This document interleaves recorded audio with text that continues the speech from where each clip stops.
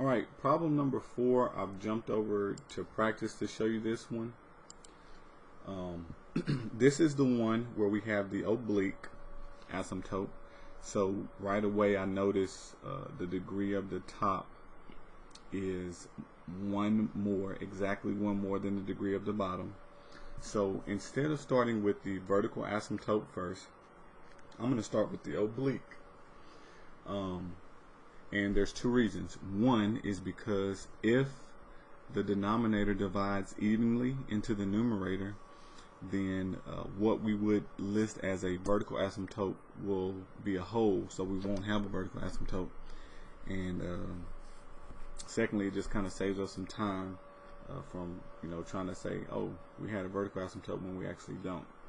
So usually sometimes they say to factor them, but whenever the degree of the top is exactly one more than the bottom, we're going to have oblique, so OBL.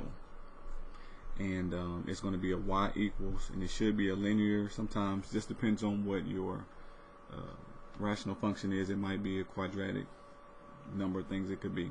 But the way you find that is you're going to do long division. So negative 6x, my divisor, minus 4 goes on the outside, and then on the inside we put the negative 24x squared plus 2x plus 12. Okay. So what times negative 6 gives us a negative 24? Well, that'd be a positive 4. And then we need something times x to give us x squared, so just x. So altogether, if we multiply by 4x, that will give us this term. So we're going to multiply 4x times the negative 6x. That will give us a negative 24x squared. And then we also multiply 4x times this negative 4, and that will give us a negative 16x. And you only focus on the first term when you're doing long division, but you distribute to both, and then you change the signs of that term and then combine. So kind of like regular long division, you subtract and combine. This is change the signs. So that will cancel. Combine these, that will give us 18x, and then we bring down to 12. Alright, and now we want to multiply something times negative 6x to give us a positive 18x, and that will be a negative 3. So I'm going to write minus 3 up here. Negative 3 times 16x will give us, negative 3 times negative 6 will give us a positive 18. And negative 3 times negative 4 will give us a positive 12. Alright, then you change the sign so that will become negative, and you combine, and it ends up being 0. So the fact that this divides in here evenly tells me that these two factors, so the numerator, basically this whole thing right here, can be split up into linear factors.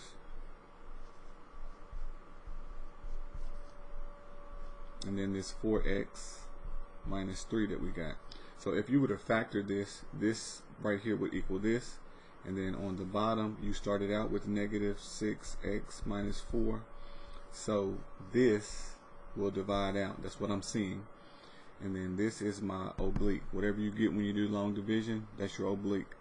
If I had a remainder, say that this was 8 or something, you would still ignore it. We would only take this. So when you do the oblique, you ignore the remainder. This time we don't have one, it was 0, but you would ignore the remainder if you had one, and this would be your equation. So what we found out is this graph would have a hole in it, not an asymptote, not a vertical asymptote.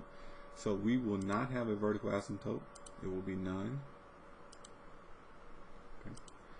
We will have an oblique because the degree of the top is one more than the bottom, and this is how we get it by doing long division. So it is y equals 4x minus 3